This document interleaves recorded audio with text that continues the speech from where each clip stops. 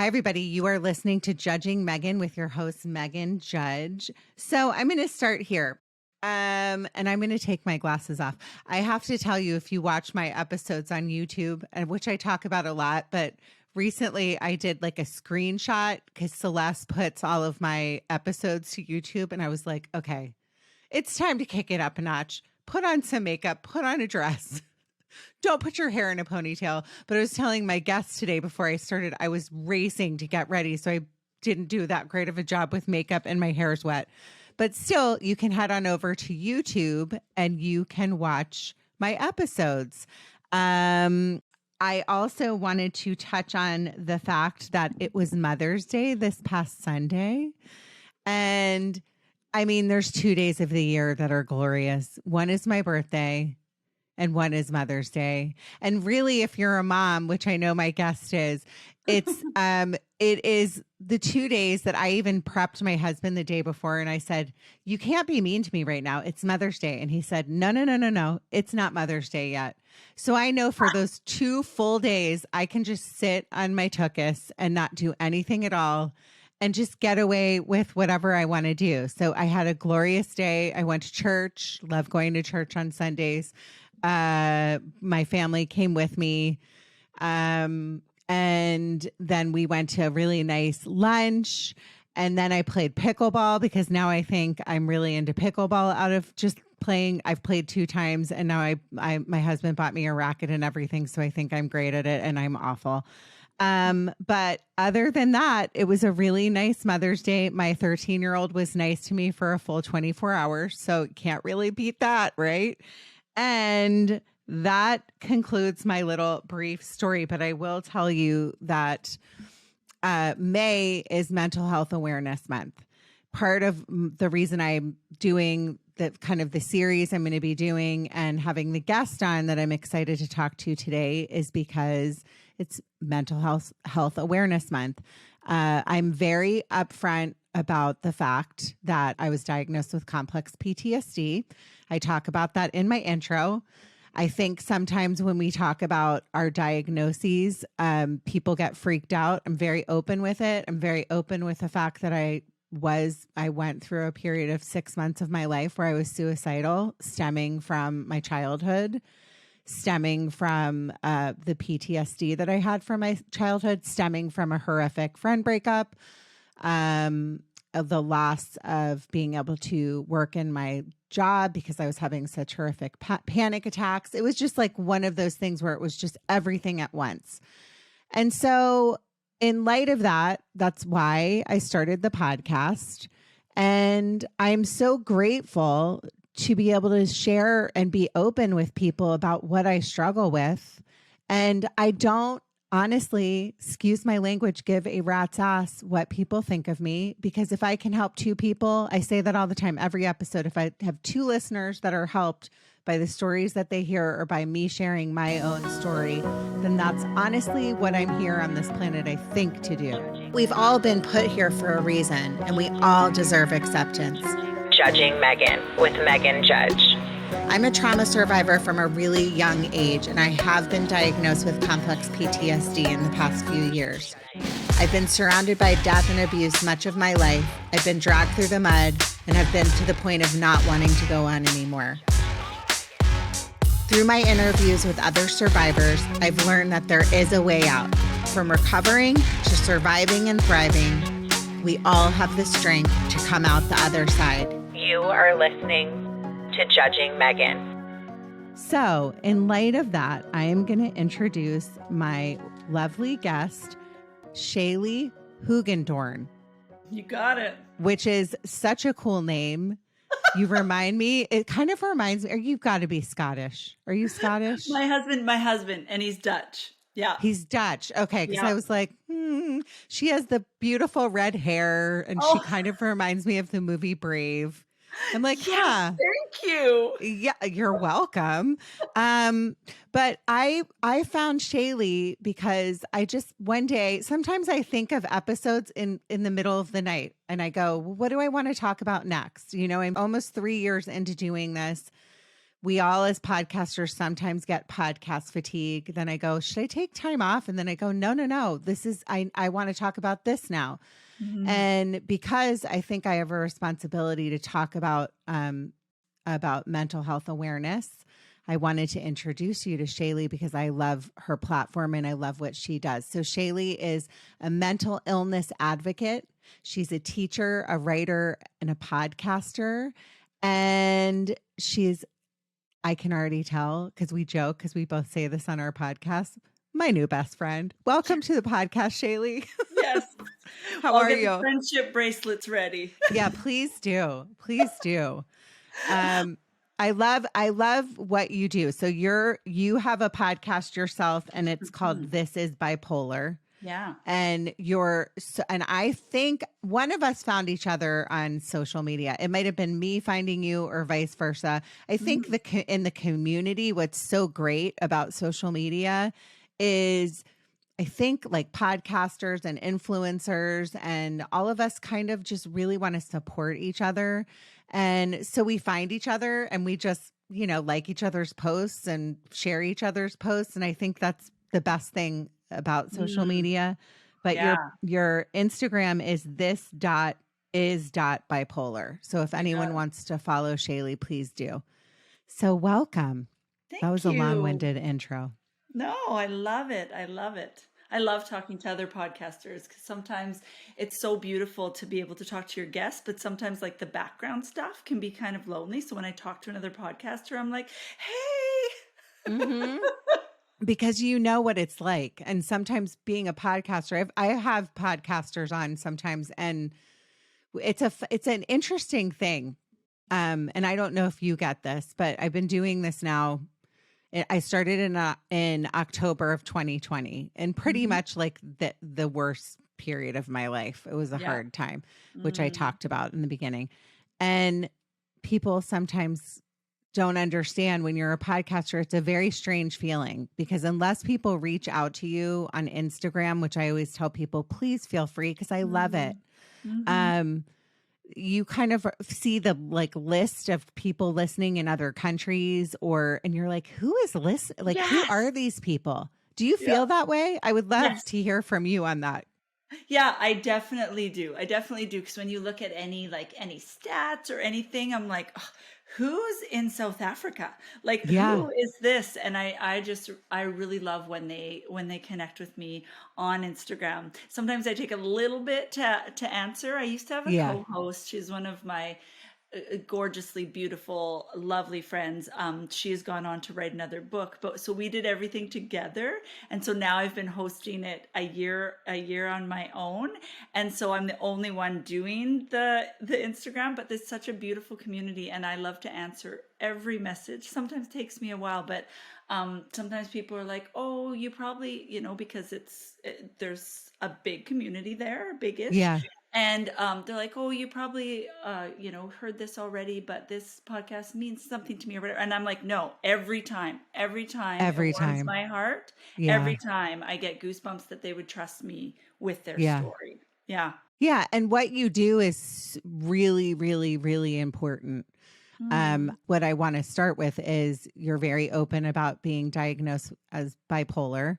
You also call yourself a mental illness advocate, which I call myself a mental health advocate. So I would love to talk about that. Yeah. But the stigma behind bipolar, which has such a like, I don't know if I want to say negative, if you're okay with that, or 100%. Just anytime somebody's like says the word bipolar, schizophrenic, anything having to do with mental health, it's a really unfair thing because it's like if you broke your arm or you had your arm amputated, would you treat somebody like crap because one of that's just your brain works differently and you might need to be on medication, and who really cares, right? So that's how I see it. But tell me your story and kind of like where you're from, and if you don't mind kind of telling me your history and how you got diagnosed. Let's start there. Sure. Yeah. So I live with bipolar 2 disorder. There's kind of a spectrum of bipolar, and bipolar 2 has more of the deeper depressions and it has a hypomania. So not the full blown mania. And so sometimes people are like, oh, it's not as bad. And I can tell you that it is, it is. I Mm-hmm. am very, very honest about it. Of course, parts of living with bipolar has, given me beautiful opportunities, meeting people, but I'm the type of person that there's I always ask this on my Instagram because I'm so curious, but it's like, would you give it back? And I'm of the side that's like, yes, take it. It's hard. It's really, really hard. And so I think it started back when I was looking back when I was a teenager, right? But I was the only girl. My parents thought I was just a teenager, but I had like they were high highs and low lows, which now having teenage girls, I see that is a thing. But my parents didn't recognize that mine were a little bit more extreme. And so going on, I'm very cyclical. Some people can be all over the place and not know every day, but I used to be pre-diagnosis very cyclical. So between November and May, with a little jump at Christmas from the excitement, I would be in a deep, deep depression. And then I would come out of it. And I thought that coming out of it, the hypomania, I thought it was all me. Right? I didn't, and that's why it takes very long time sometimes. It's getting a little bit better, but to get a bipolar 2 diagnosis, because it isn't the same extremes as mania, right? So with your brain convinces you to do all the things and the shopping sprees and it's a real thing, and it isn't like, oh, I should go shopping. It's like a demand, and when you're in it, you can't see past it. But so mine would be like a $200 one, like nothing that would full on destroy relationships or put me into financial ruin. So it wasn't that obvious. And then of course that feels good, right? Until it doesn't. But that feels way better than depression. So I never went for help when I was hypomanic. And so Can I ask you before, yes. sorry to interrupt, but No, it's all what good. is the difference between bipolar 1 and bipolar 2? For me, Mania. I honestly don't know the difference. And for my listeners, if you don't Yeah, mind. for sure. So bipolar 1, you get full on mania. And then you can have different bouts of depression. But generally, and let me tell you, I've talked to a lot of people, but yet there are different experiences, right? Everybody's experience is different, but I've interviewed a lot of people. And generally, the depression isn't as deep or long. Okay, so it's kind of gray. They're starting to see it more as a spectrum. But with bipolar 2 disorder, you rarely you don't get the full-blown mania. It's called hypomania. And generally you are more on the depression side, so deeper, longer depressions, from what I understand. Yeah. And so I've never had a full mania. When you would have these episodes of like the spending or the shop, whatever it was, because I'm a spender. Yeah. I love to shop. What is the difference? Like, is it where you would shop and you would buy like 3 pairs or 8 pairs of the same shoes in one sit? Explain that. Yeah. So maybe I'll step back and explain what it feels like to be hypomanic. Because like you were saying before, the representation of what they're calling more severe or serious mental illnesses like bipolar, like the schizophrenia, the ones that people consider a little bit more scary, right? There's misrepresentation, right? Of course, all stereotypes are based on a little bit, but that is not all of us.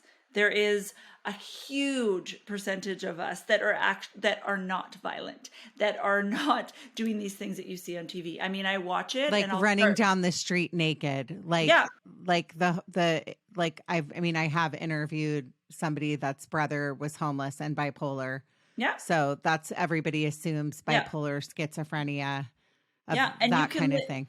Yeah. And it depends if you're treated or untreated, right? Untreated can get pretty out of control. But I watch these shows and I see there'll be a mom and then all of a sudden she'll be neglectful. And then all of a sudden she's an artist with new boyfriends. And I'm like, they're going to call her bipolar. Let me tell you that I cannot paint. Okay.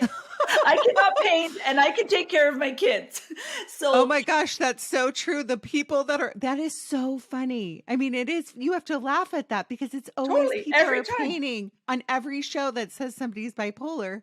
Yeah. They're an artist. That's Yeah. And weird. so generally there is a lot Yeah. of creativity and a lot of ideas for some of the things that we experience as Uh-huh. hypomanic and then it's extreme. I think the problem is that people that don't understand is when it's a physical illness, like you were talking about getting amputated, it's people can see it. It's not Yes. invisible and we haven't all experienced it.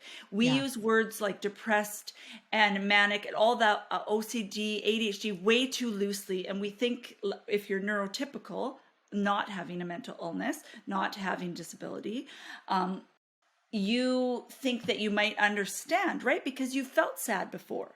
But it is different. It is not for a reason. There's no reason, right? I actually have a pretty awesome life. I have what I want. And the depressions would come anyways. So hypomania looks like rapid speaking. Okay, you wake up and my whole body's vibrating. I call it my spidey senses, but basically everything is bright, everything is loud, everything, depending on where you are in it, is beautiful sometimes. Everything is exciting. Music is like, you know how you can be touched by a song? It's like every song, I'm like, that is speaking to me. I will text, and I'm talking, this is more extreme pre-treatment. But it like I'll text everybody. Facebook was like horrible because I would be like, I need to contact this person from high school. So I'm contacting everybody. This reminds me of you. And then like you crash. So you have to train. You end up ghosting people, right? Like the Taylor Swift song where it's like, go, I have to make up for ghosting everybody in the room. And it's also, you have energy, like the amount of energy. My immediately know when I'm turning hypomanic is I have little to no sleep. And it's just this almost like, you know, the Energizer Bunny. I'm showing my age here, but it just feels like this constant drumbeat of go, go, go. And you're also overwhelmed with the amount of rapid thoughts you have and how fast your brain is moving that you start to do anything that feels good. So you're impulsive with the spending, right? So for example, pre-treatment medication therapy, you start to think that these big ideas, but I want to change everything. So I want a new wardrobe, but I also want things that I think will solve a problem, right? So say if for some reason I get hyperfixated on my fridge isn't working for me, I'm frustrated, all of this is a mess. I want to like either get an entire new fridge. I'll spend hundreds of dollars on like containers because I think it's going to change my life and make it better, which it can make it better, but I get focused on that. But I want to change everything. I want to redecorate my house. I just have all these ideas, right? And it's so opposite of depression that you're also, for me, I used to think, well, I have to make up for it because I know I'm going to get depressed again next year. So I'd buy all the things, do all the things, say yes to everything that I couldn't possibly follow through on, and I get a lot of ideas. But what people don't see on TV and what I really like to talk about are the things that people don't talk about as much is that the anger that comes with it. And especially being a woman and a woman of faith, it's like shameful to be angry, right? We're supposed to be, you know, soft and kind and fix everything, right? Which I don't ascribe to, but I don't like, it's shameful to be angry because you're frustrated. People can't keep up to you, right? People aren't following your ideas because they're too fast. It's just, because everything's overwhelming, you're frustrated, you get irritable. Also, sometimes I make decisions too fast, or I can see complete disaster with all decisions, so I can't make a decision to save my life. It's just to the like so dramatic. Pre-medication. Now I still experience hypomania. In fact, I've been sleeping a lot less this week, so I have to do all the things in my toolbox to make sure that I don't get higher, because you can see I'm really excited. And it's just to explain all the things, like it's very different than say a shopping spree. It's intense. It feels like an order. Do you know what I mean? Like I don't hear voices, but it feels like an order and everything feels urgent and it needs to be done immediately. Let me ask you, so you talk about like not sleeping. Mm. So did you go through do you go through episodes, and when did you get to the point where you were like, there's something there, Yeah. this is something, like I need to go see someone? Or what Yeah. are you, tell me Yeah. about that. Are you married? Like, Yes. did your, okay, so Yeah. tell me about Yeah. that. So, I was never someone that was scared of getting help or but I always went for depression. So I was misdiagnosed for years and years with depression. Also, when I'm depressed, a way to control it is I have disordered eating. But 6 months out of the year, I don't, or I didn't. I don't have it anymore. But so I'd get diagnosed with an eating disorder. I'd get diagnosed with all the things in that period because I wouldn't be followed year round to see the other side. And antidepressants actually induce hypomania or mania. So what happened for me, so I'm living with this like years and years and years and years and years. Fast forward, I'm married. I have 2 kids. They are 2 and 4 or 3 and 5. I don't know. Numbers are hard. And they, after each child, it was getting a little bit more intense, right? And then, so they were upping this medication to this antidepressant, this SSRI. And I was getting worse and worse and sleeping less and less.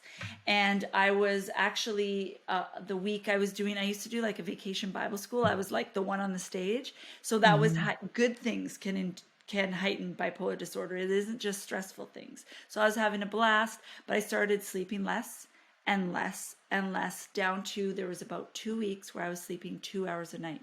And I was desperate, like I wanted to sleep. I was doing everything.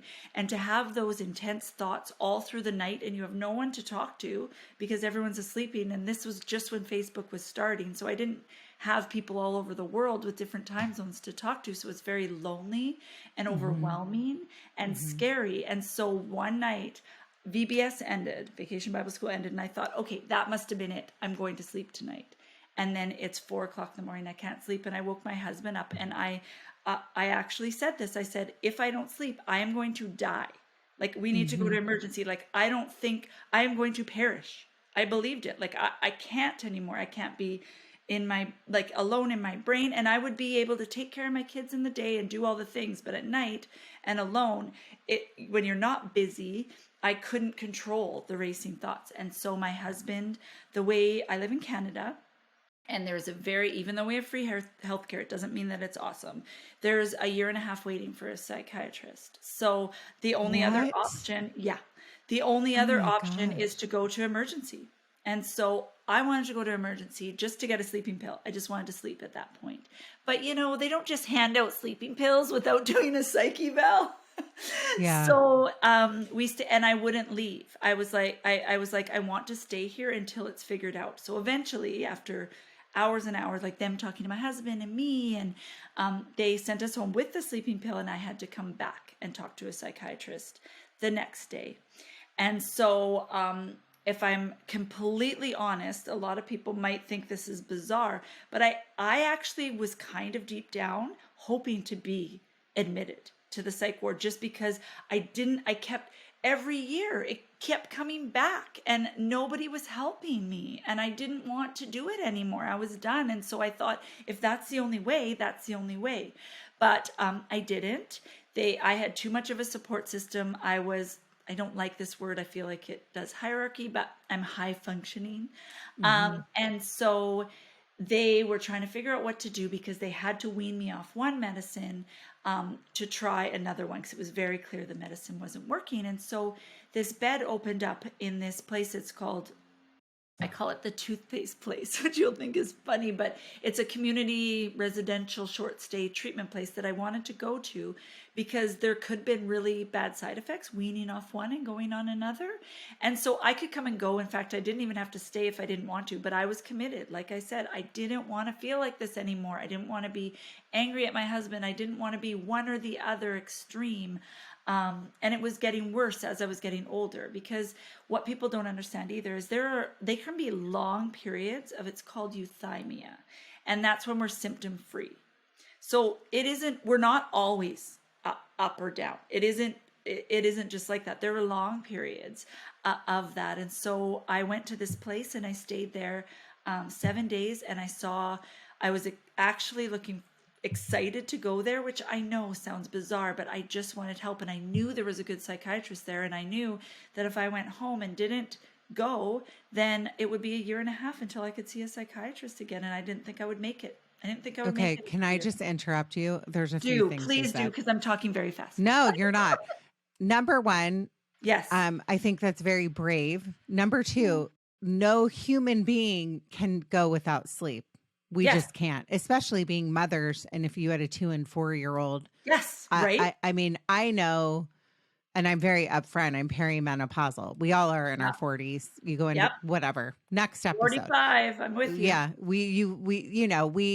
your hormones, all that stuff. We need sleep as women, especially mothers.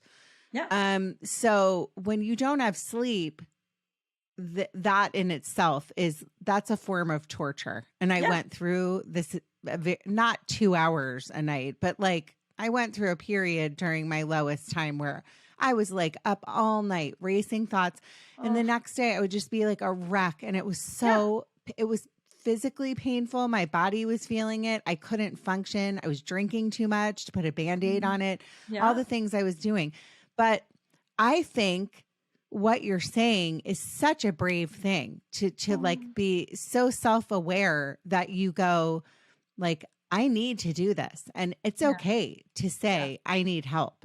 Yeah. And I think that's part of the problem is like not enough people can actually say, go to a doctor. I know it's different in the United States. And I'm always like, God, I wish I lived in Canada. I love Canada. Yeah. They have free mental. I don't understand why mental health is not something. Access to a good psychiatrist, psychologist should be free in every country. Yep. But I think what you did, I have to just tell you, was such a brave thing to do.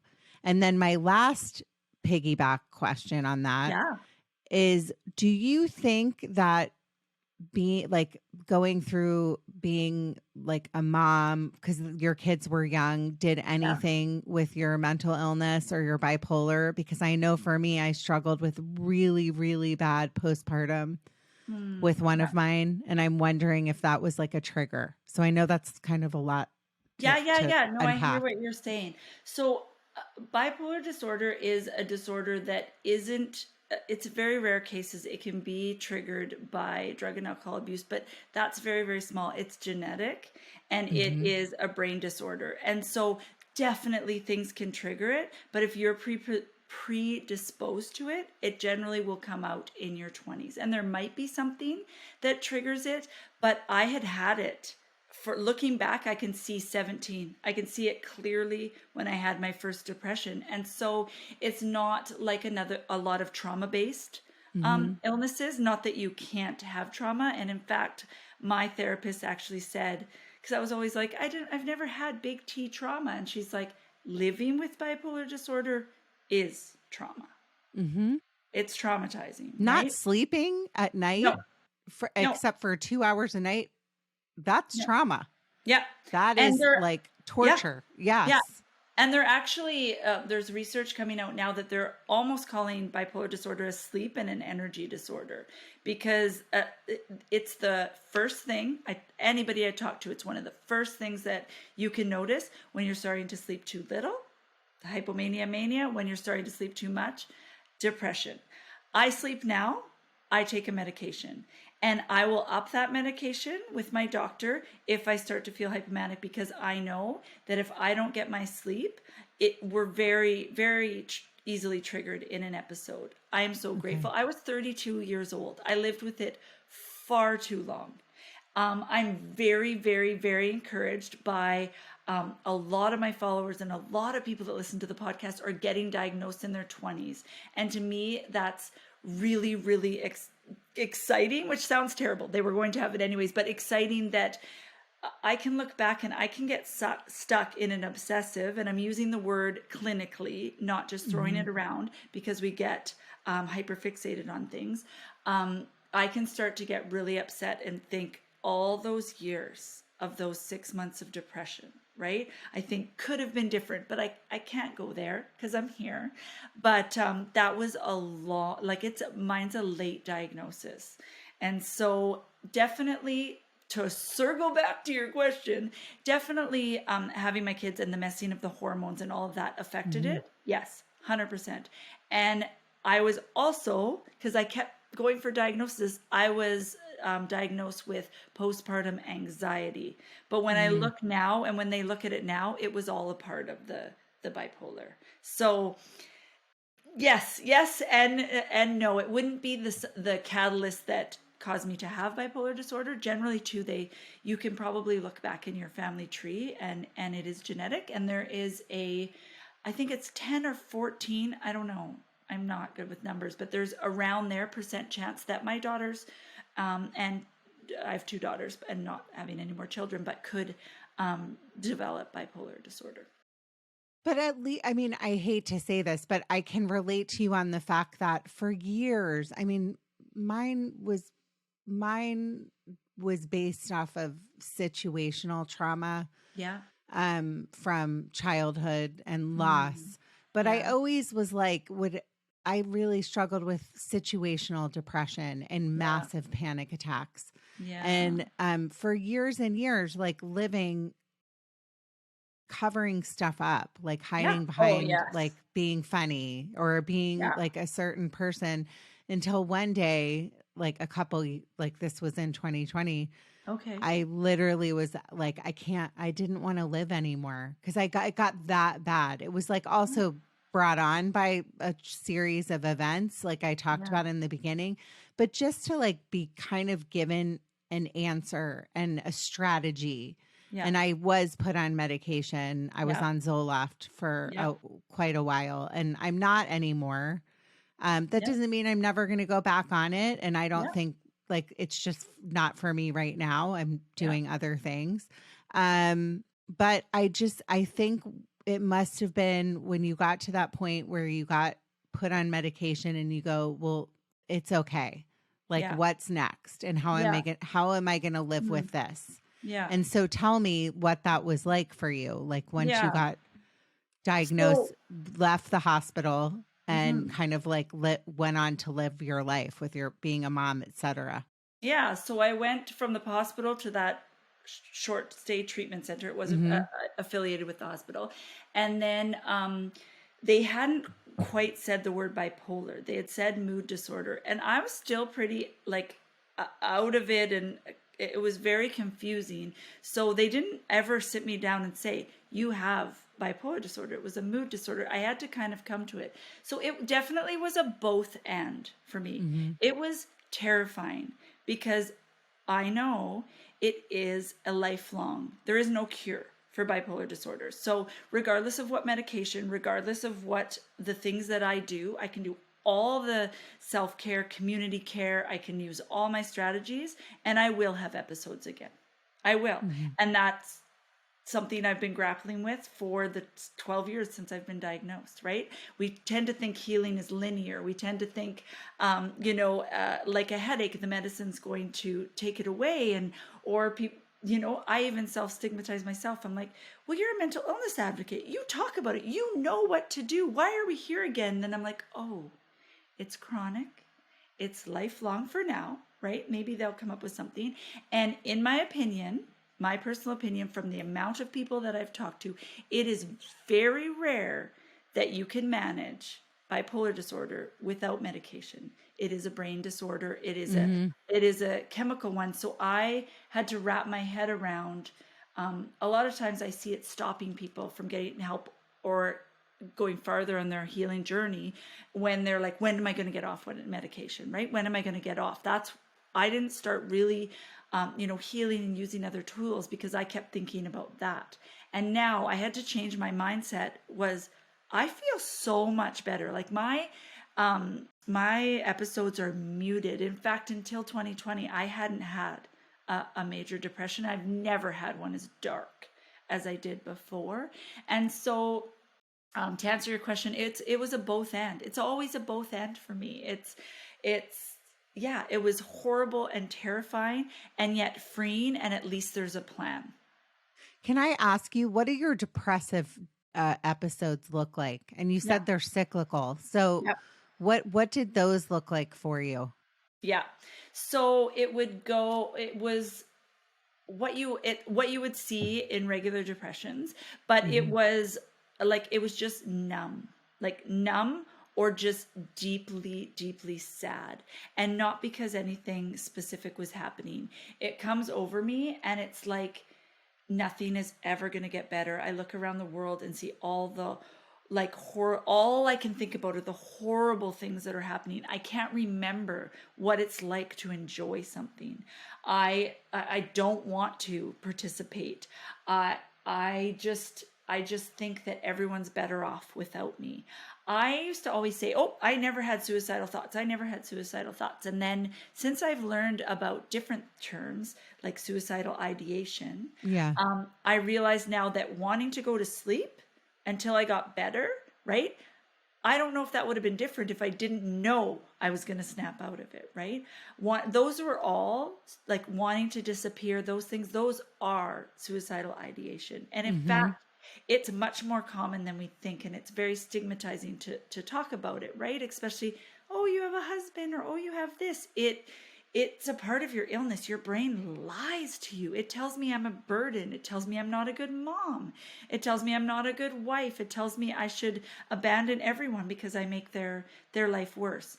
It wasn't as obvious, like you talked about the masking, right? It wasn't as obvious because, again, I don't like the term, but it's the one they use. I was high functioning and I could get up and do the bare minimum of things I had to get done, right? Like I finished my degree, I would get up and go to school. But the moment anything that wasn't an obligation, I was back in my bed for sure. And so it's just, and your world gets really, really small. You can't see outside of it. I can't remember what it's like to be happy, and I'm almost convinced I might never enjoy anything ever again.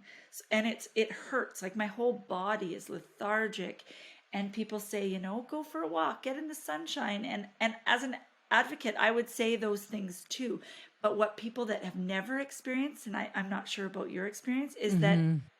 okay, that is like telling me to Yeah. climb Mount Everest. Like that's the crappy thing, is that the things that make us better are the things that are the hardest to do. And I know people are like, oh, they're lazy, or oh, this, or why don't you help yourself when it's impossible? And especially,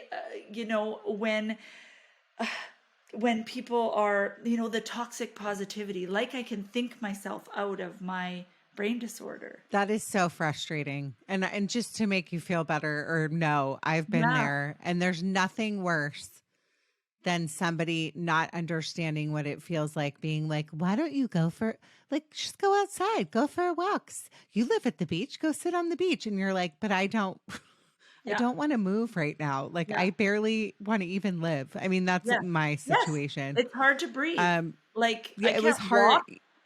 I didn't want to be in my own body. I didn't want to be in my own Yeah. head when I was at my lowest point. Yes. I didn't, the fact that, and I'll ask you this because I have two girls too.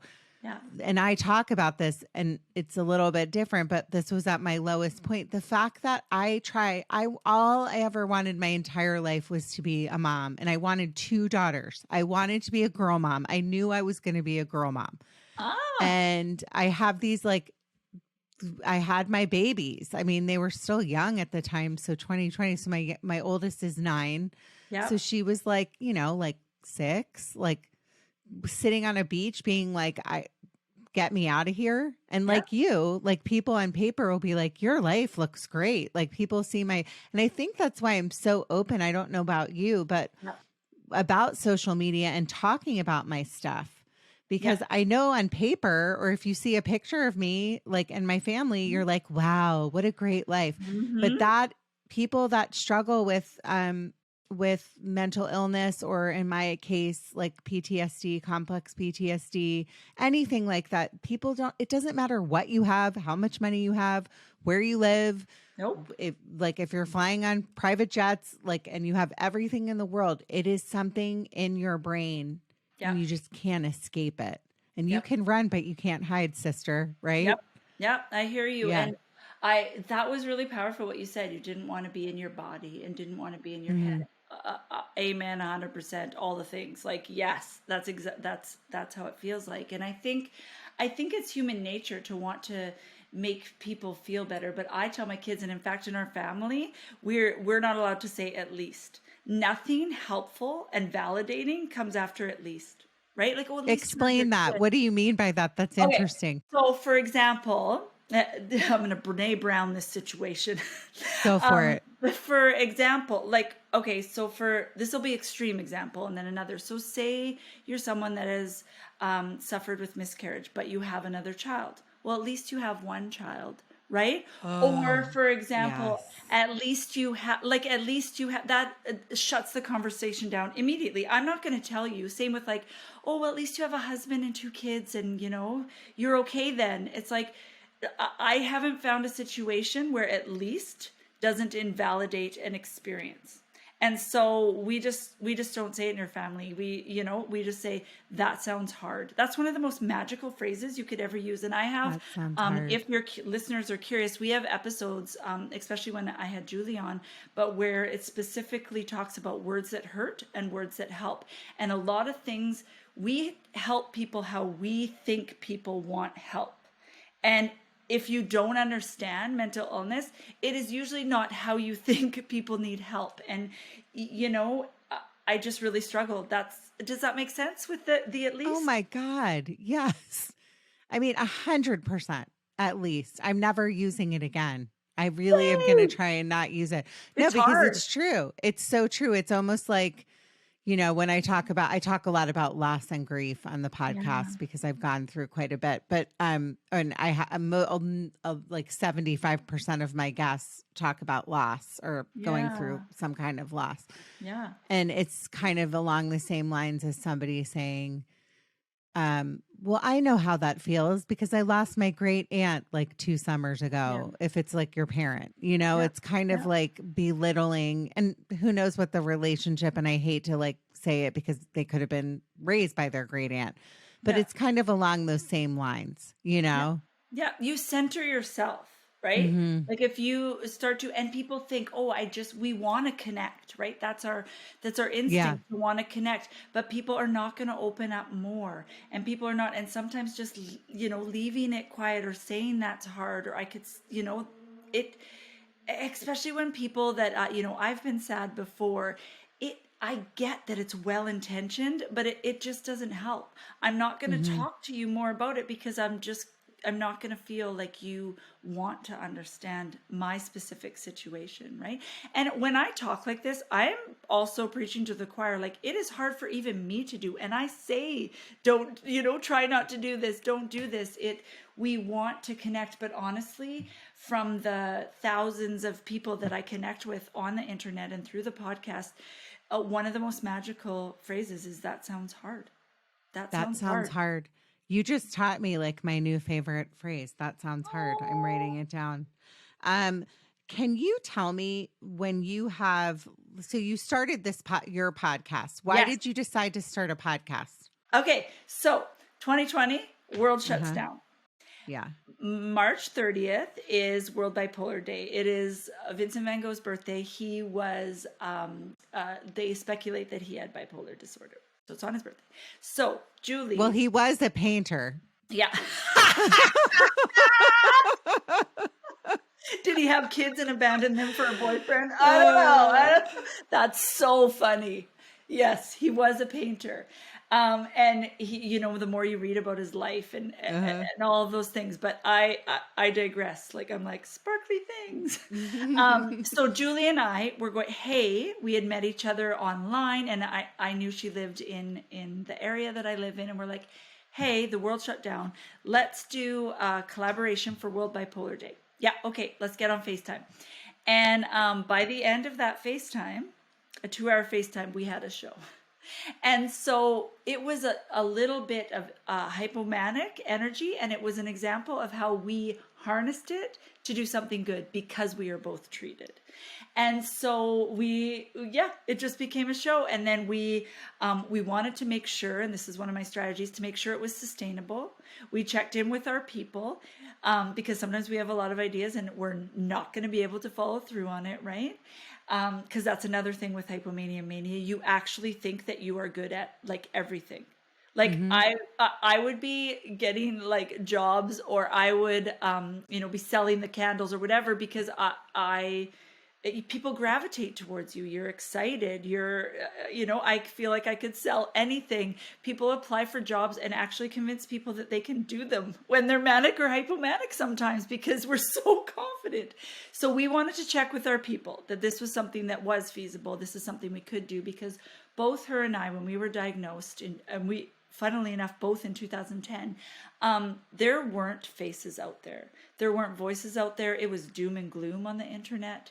And so that's why we didn't do only voices. We also put the video either on Instagram or YouTube, because I wanted to see a face of someone, right? Besides the ones I'm seeing on television that's telling me that I am violent, I am, I'm all over the place, that I can't take care of myself or others. And so she's an artist, funnily enough, and she does paint, so we bug her. She also has written a book, but she made all our graphics, and I loved the social media marketing, so we just worked together, and then we launched it in May of 2020. So it's been 3 years. We launched it because it's Mental Health Awareness Month, and we've just been going ever since. And then I kind of branched off. Her and I would do just her and I talking, and then because we do twice a month, because again, we wanted it to be feasible, because we both had other jobs. I'm a teacher, an elementary school teacher, substitute, and I speak. And so, what grade do you teach? So I am a substitute teacher, because y'all teachers work too hard. I know. Kudos to the teachers. And so I knew when I had kids, it would be too much for me. And I am privileged enough that I don't have to work full time. And so, but I like the littles, K to 3. Love littles. K to 3. Okay. I can do all the way up to high school, but they're scary. So I do not. Oh God. Yeah. I work with my daughter's in 3rd grade. Those ages are so sweet. I love K to 3. They still like you. They still like you. They don't smell yet. Totally. Like they don't have BO. Totally. Totally. And they're honest. They're honest, and I love it, because I don't have an inner monologue. I say, it's better now, but I say what I'm saying is what I'm saying. I don't know how to play the girl games. I never did, right? What people would call some girl things, or I don't understand passive aggressive. I would miss that totally, because and I love that about kids. What they say is what they mean. And I love that. Yeah, it's true. If we could all just hang out with kids all day, it would be great. And they think they're good at everything. Like they start to lose it. You notice as they get 4, 5, 6, 7, they start to not think. They all think they're artists. They all think they're scientists, right? I love that. I think, but then something happens to us as people, and that's the sad part. And it makes me sad. The innocence of children is pretty remarkable. It is. Let me ask you. Yeah. I know we're getting close to the end, but I wanted to ask you what it's like, kind of like having people judge you. Yeah. No pun intended, by the way, Meghan judging Meghan. Nice. No, but just knowing. I'm very open with my story. I live in a beach community. It's not huge. I'm sure anybody can look that knows me might know. Yeah, where I'm all over the internet, and they can immediately find out that I say, oh, I was diagnosed with complex PTSD. Yeah. Here's my story.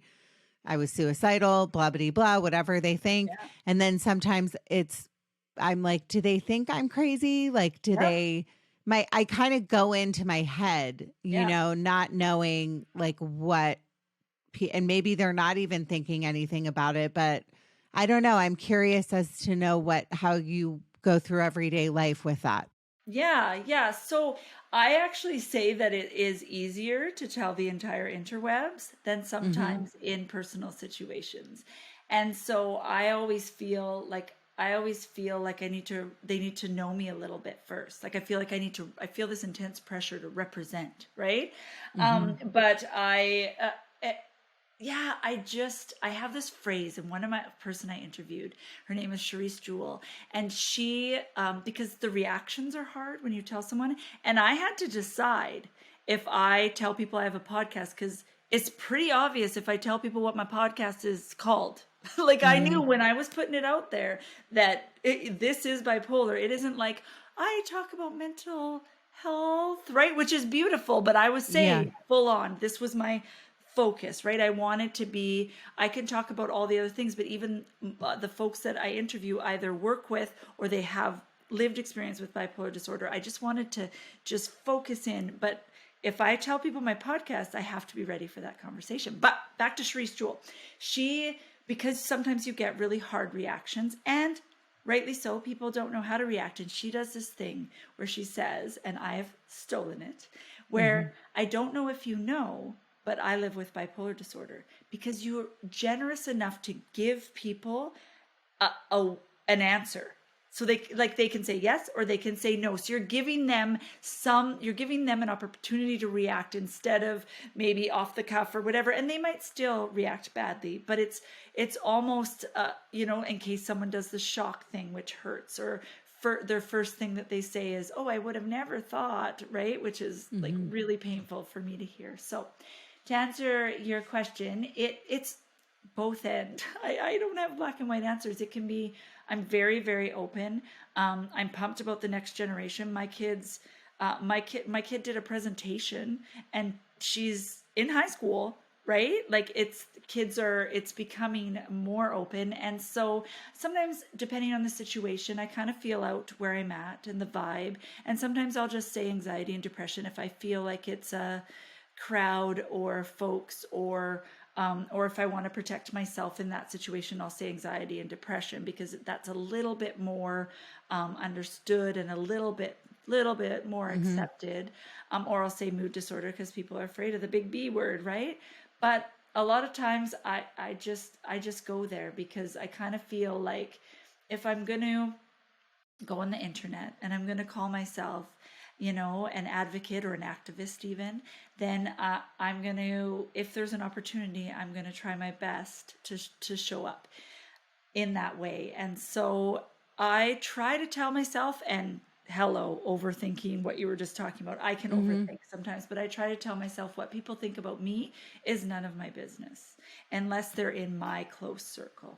And a lot of times people, like, we get in our own heads. I know I do. And they're not even like saying anything, but it's like, if you put yourself out there, I struggle sometimes, because I don't care. Like I said in the beginning, I don't really care what people think of me, but I guess I do if I know that people are saying something about me that's not true and like spreading it around. My deepest wound is being, like, my core wound is being misunderstood, because I felt misunderstood most of my life. So I have spent, or somebody using the C word about you, saying not the other one, but crazy. They're just like, oh, she's crazy. She's crazy. And it's like, well, you're not crazy. It's just that your brain works a little bit differently, and you need to be put on medication, because there's certain things in your brain that aren't functioning the same as somebody else's. Just like diabetes, right? Like insulin. We wouldn't say, oh, you're weak, don't take your insulin, right? And 100%. I think it's both, right? Because I can see the way we're talking, like we're confident people, but it depends, right? Like I'm more of a really confident, but then sometimes depending on the episodes I'm in or whether I'm euthymic, I go away and then ruminate and overthink and make up stories in my head and loop, right? Because I'm blunt, because being hypomanic, I just say the thing, I'll go home and I'll be like, oh my gosh. My biggest thing I worry about is being judged as a mother. That's a hard one for me, because I know there's people with severe bipolar 1 disorder that have chosen not to have kids, and I completely respect that. And I know there's a lot of people in that camp, but also, like, sometimes I think people assume right? So I used to, when the kids were little, get a little bit more nervous about like, the moms. Cause I was a PTA mom. I was that. And I've gotten a lot in my life. You don't look like, or I would have never guessed, which people think is a compliment, and it is not, because it just tells me how much stigma we have how much work we have to do. Exactly. And again, mine's different. I know that it's like, well, but I really don't think that, I think that they're all different in different ways. And that's why I told you in the beginning, I want to do a series on understanding each bipolar, like schizophrenia, because people are afraid. It's like being prejudiced. People are afraid of what they do not understand. Yeah. So it's like living or working with somebody, they say, is the way to get over being prejudiced or not understanding something. Yeah. Proximity, so right? Proximity. If you don't know anyone, then you're going to have an idea in your head. And it frustrates me when, no, I wouldn't say frustrates. Like it's disappointing that folks think, oh, I don't have bipolar, I'm not going to listen to her podcast, or I don't know anybody in your life. And I can guarantee you that you probably know someone that's on a mood disorder spectrum that isn't talking about it. And I think like I want to go and listen to people with lived experience, because as much awesome as doctors are, and we need all those things, we know more about the illness in terms of how it's lived out. And I think if you're someone listening thinking, well, yeah, I don't know anyone, or how can I be more inclusive, or how can I be more kind to those that struggle, get to know some. Especially, there are so many people you can follow online if you don't know anybody in your life. And I'm telling you, we're 1 in 4 that have mental illness. I guarantee all of my listeners know someone. Yes. Yeah. I think that's why it's so important. And not everybody talks about what their struggles are, but I think that's why you and I both do what we do. Because the more, like I say this a lot on the podcast, the more that people talk about their struggles, it's like lighting a fire, right? You're taking the 2 sticks, not like I've ever been able to actually do this with the 2 sticks and light a fire, but then you're moving the conversation to the direction where people become more inclusive and try to understand, because maybe you don't have bipolar, maybe you don't have schizophrenia, maybe you don't have major depressive disorder or borderline personality disorder or any of these, but I guarantee you know somebody that does.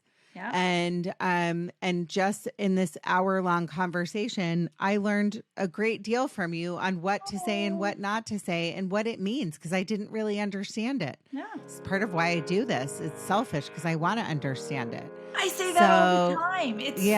I kind of feel like people are like, thank you. And I'm like, it's kind of more thank you. For me. It's more healing for me just to be seen. And the power, I know we say it all the time, but the power of the Me Too and the I See You, it's life-changing.